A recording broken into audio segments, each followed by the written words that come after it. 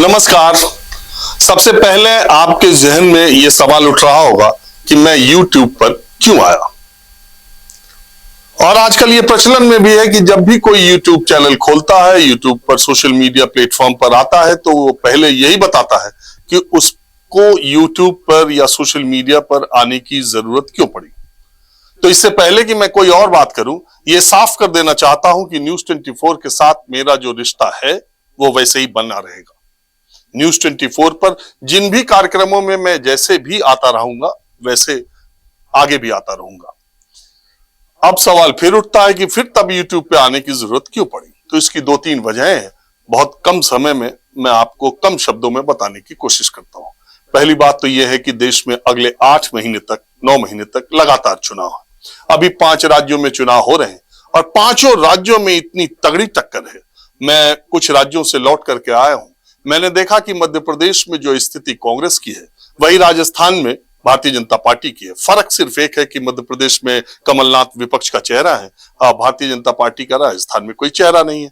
सरकार की जो स्थिति मध्य प्रदेश में शिवराज सिंह चौहान की है, वही राजस्थान में अशोक गहलोत की है। छत्तीसगढ़ में भी मुकाबला कड़ा है और तेलंगाना में जो किसी ने उम्मीद नहीं की थी, बीआरएस के साथ कांग्रेस पार्टी लगातार संघर्ष की स्थिति में आती जा रही है और भारतीय जनता पार्टी पिछड़ती जा रही है।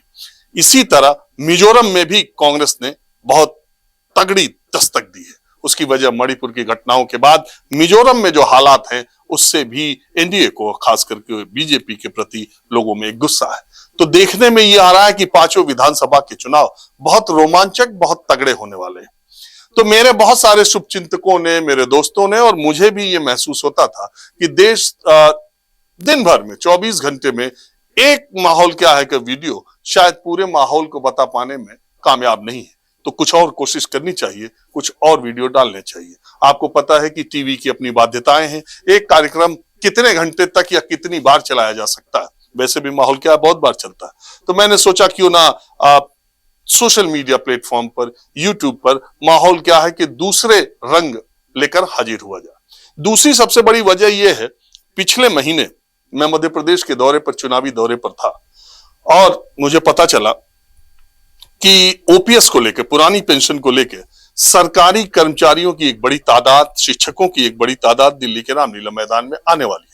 मुझे लगा कि ये बड़ा घटनाक्रम है और एक बड़ी मांग को लेकर एक बड़ी जनसंख्या देश के अलग अलग राज्यों से दिल्ली में आ रही है, तो मुझे भी वहां पर होना चाहिए। तो अपने 20 साल के जर्नलिज्म के कैरियर में मैंने इतनी भीड़, स्वतः स्फूर्त जिसको कहते हैं, ये भीड़ मैंने रामलीला मैदान में नहीं देखी थी।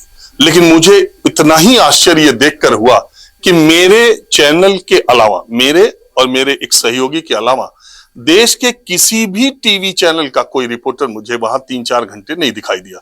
ना किसी की ओबी वैन दिखाई दी। छोटे छोटे घटनाक्रम को लेकर टेलीविजन चैनल दिखाई देते और स्वनाम धन्य यूट्यूब के पत्रकार जो हैं, जो लगातार जनता की आवाज को मुखर करने का दावा करते हैं, वो भी वहां पर मौजूद नहीं थे। आप कहीं भी देख लीजिए कि कितने लोग वहां पर मौजूद थे। मैंने वहां से एक कार्यक्रम किया, दिन में भी वहां से बुलेटिन किया। मुझे लगा कि समाज के अलग अलग वर्ग अपनी अपनी मांगों को लेकर, अपनी अपनी बातों को लेकर बहुत बार, बहुत जगह पर धरना प्रदर्शन कर रहे हैं। आप शिक्षक भर्ती, उत्तर प्रदेश में शिक्षक भर्ती का देखिए, वो उन छात्रों का आंदोलन देखिए, कहीं उसकी कोई जगह मेन स्ट्रीम मीडिया में दिखाई नहीं देती। मुझे लगा एक प्लेटफॉर्म ऐसा होना चाहिए जिसमें मुझे, जहां जहां समाज के अलग अलग वर्ग, अलग अलग तबके के लोग अपनी मांग को सामने रख रहे हैं, उसको कम से कम जनता के सामने और सिस्टम के सामने लाने की कोशिश करनी चाहिए। उसके लिए भी इस प्लेटफॉर्म का उपयोग मैं करूंगा।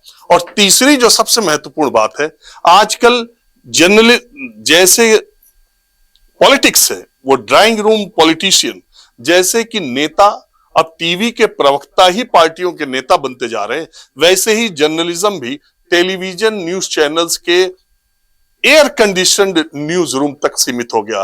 या तो उसमें शाम को हिंदू मुसलमान की मुर्गा लड़ाने वाली डिबेट होती है, या फिर एकालाप होता है।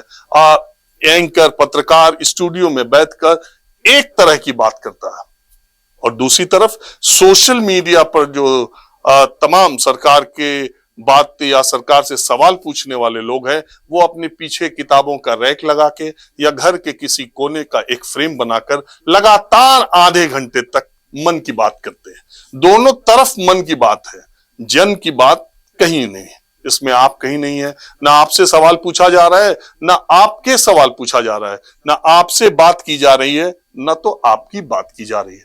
मैंने आपने देखा होगा कि कभी स्टूडियो में बैठ करके आज तक कोई कार्यक्रम नहीं किया, आगे भी नहीं करूंगा। मैं आपके बीच आपके सवाल, आपकी बात उठाने की कोशिश करता हूं और कम से कम जो आप बोलना चाहते हैं वो जनता जो बोलना चाहती है वो सत्ता तक या जिस तक पहुंच सके वो पहुंचाना चाहता हूं। तो इस प्लेटफॉर्म का उपयोग ज्यादा से ज्यादा आपकी बातों को करने के लिए मैं करना चाहता हूं। उम्मीद है जैसा प्यार और समर्थन मुझे आज तक मिला है आगे भी आप देते रहेंगे। वैसे प्रधानमंत्री से लेकर इस देश के तमाम वीवीआईपीज अब ये कह चुके हैं, तो मुझे भी ये कहने में कोई गुरेज नहीं है कि माहौल क्या है को आप लाइक करें, सब्सक्राइब करें और बेल आइकन दबाएं।